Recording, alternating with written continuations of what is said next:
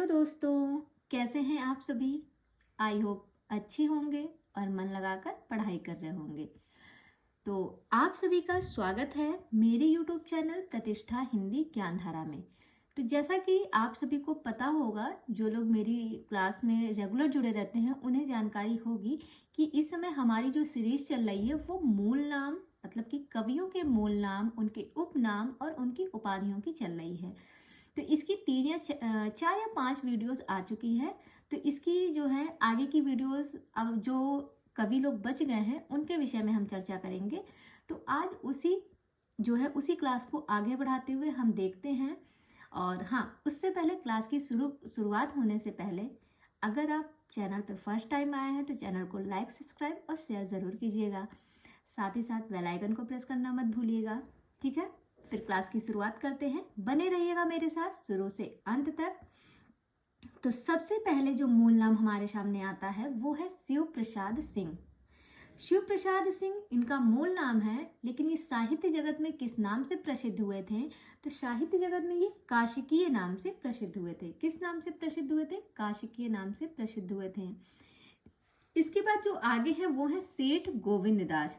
सेठ गोविंद दास को हम कौशल केसरी के नाम से भी जानते हैं। इन्हें कौशल केसरी की उपाधि दी गई है, किसे? सेठ गोविंद दास को। इसके बाद जो अगले हैं वो है गिरधर दास। गिरधर दास को गोपाल दत्त भी कहा गया है। इसके बाद है जैनेन्द्र। जैनेन्द्र को हम आनंदीलाल के नाम से भी जानते हैं और हिंदी का शरद इन्हें कहा गया है। अगर प्रश्न बने हिंदी का शरद किसे कहा गया है तो ये कहा गया है जैनेन्द्र को, और इन्हें आनंदीलाल के नाम से भी जाना जाता है। इसके बाद अगले जो कवि हैं वो हैं हजरत अली मुहिम खां, जिन्हें हम प्रीतम के नाम से जानते हैं। प्रीतम उपाधि इन्हें मिली है, हजरत अली मुहिम खां प्रीतम। पूरा नाम ऐसे रहता है, लेकिन इनका अगर मूल नाम पूछे प्रीतम जी का तो इनका मूल नाम है हजरत अली मुहिम खां। इसके आगे हम बात करेंगे कन्हैया लाल मिश्र की। तो कन्हैया लाल मिश्र ये इनका नाम है और इनको प्रभाकर नाम जो है ये उपनाम इनको मिला है। तो कन्हैया लाल मिश्र प्रभाकर पूरा नाम है, लेकिन अगर प्रश्न आए कि इनका जो है मूल नाम क्या है प्रभाकर जी का, तो वो है कन्हैया लाल मिश्र। इसके बाद अगले जो है वो है लक्ष्मण सिंह बिष्ट। लक्ष्मण सिंह बिष्ट को हम बटरोही के नाम से जानते हैं। इन्हें बटरोही उपनाम मिला है, ये ध्यान रखिएगा, महत्वपूर्ण हो सकता है कि बटरोही नाम से हम किसे जानते हैं, तो ये जानते हैं लक्ष्मण सिंह बिष्ट को। अब हम बात करते हैं केशवदास की। तो केशवदास को जो है बहुत से रूपों में जाना जाता है। जैसे अगर प्रश्न आ जाए कठिन काव्य का प्रेत, तो ये कहा गया है केशवदास के विषय में, और कहा किसने है? शुक्ल जी ने कहा है, रामचंद्र शुक्ल।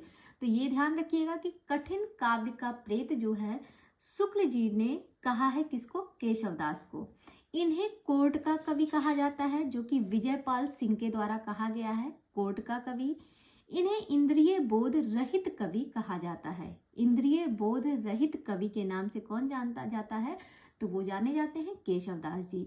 इन्हें हिंदी का मिल्टन कहा गया है। अलंकारों का बादशाह इन्हें कहा गया है। तो यहाँ पर जो है केशवदास को कितने नामों से जाना जाता है?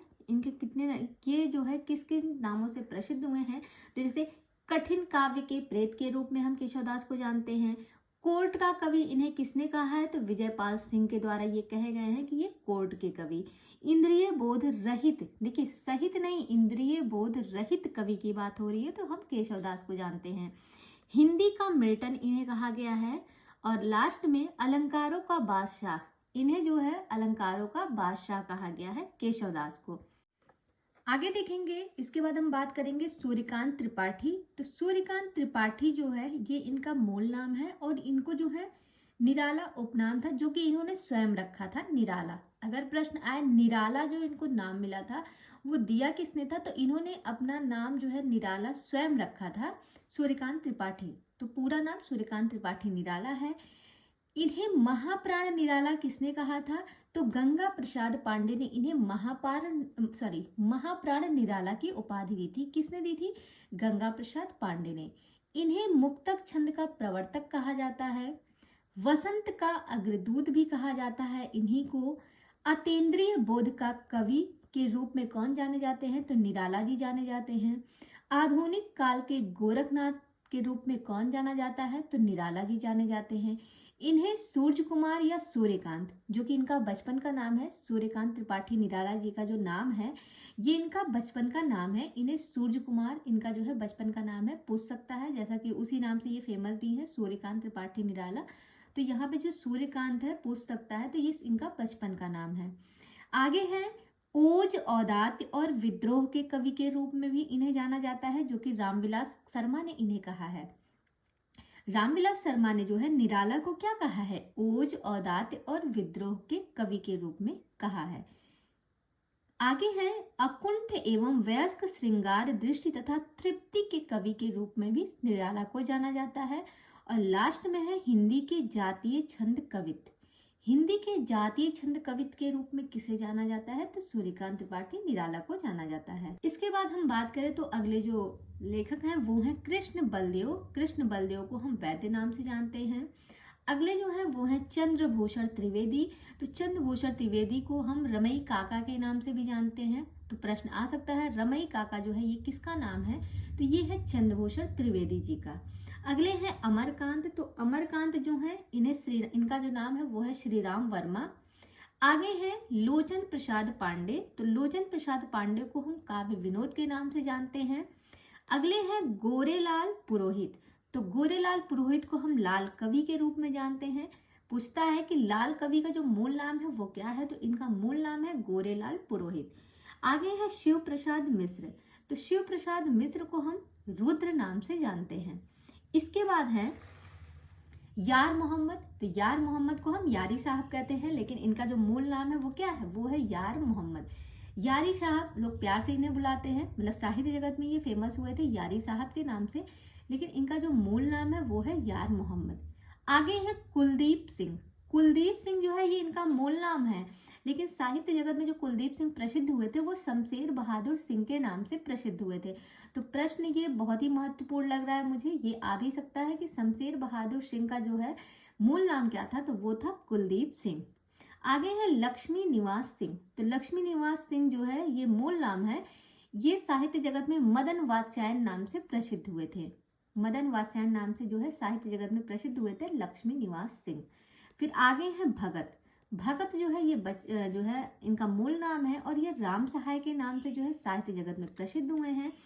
अब हम देखेंगे अब्दुल हसन यमुनुद्दीन को। इन्हें जो है अमीर खुसरो के नाम से हम जानते हैं, यानी कि कह सकते हैं अमीर खुसरो का जो मूल नाम है वो है अब्दुल हसन यमुनुद्दीन। ये परीक्षा में कई बार प्रश्न आया भी है। और ये जो है किस नाम से प्रसिद्ध हुए थे साहित्य जगत में? तो अमीर खुसरो के नाम से प्रसिद्ध हुए थे। इन्हें हिंदुस्तान की तूती भी कहा गया है, हिंद इस्लामी की संज्ञा दी गई है, समन्वित संस्कृति का प्रतिनिधि कवि के रूप में ये जाने जाते हैं, महाकवि अथवा कवियों में राजकुमार की उपाधि इन्हें दी गई है। ये प्रश्न बहुत ही महत्वपूर्ण बनता है कि अमीर खुसरो को महाकवि अथवा कवियों में राजकुमार किसने कहा है? तो ये कहा है ईश्वर प्रसाद, मतलब ईश्वर प्रसाद जी ने ये बात कही है। इन्हें तोता ए हिंद कहा गया है, और कहा किसने है? अलाउद्दीन खिलजी ने कहा है। तो प्रश्न आ सकता है तोता ए हिंद किसे कहा जाता है? तो ये कहा जाता है अमीर खुसरो को, और कहा किसने था? तो अलाउद्दीन खिलजी ने कहा था। इन्हें अवधि का प्रथम कवि भी कहा गया है, राजकुमार वर्मा के द्वारा इन्हें अवधि का प्रथम कवि भी कहा गया है। इन्हें हिंदू मुस्लिम संस्कृति के समन्वयक के रूप में भी जाना गया है। हिंदू मुस्लिम संस्कृति के समन्वयक कवि के रूप में भी हम इन्हें जानते हैं। किसे? अमीर खुसरो को। और लास्ट में खड़ी बोली हिंदी के प्रथम कवि की अगर बात करें तो हम किसका नाम लेंगे? तो अमीर खुसरो जी का नाम लेते हैं खड़ी बोली हिंदी के प्रथम कवि के रूप में। क्या किसका नाम आता है? अमीर खुसरो का नाम आता है। तो आज की क्लास यहीं तक रखते हैं। उम्मीद करते हैं क्लास आपको अच्छी लगी होगी। जैसी भी लगी हो कमेंट सेक्शन में कमेंट करके बताइएगा। तो आज की क्लास यहीं पे समाप्त करते हैं। मिलते हैं कल अपनी नई क्लास के साथ। तब तक के लिए बाय बाय, टेक केयर।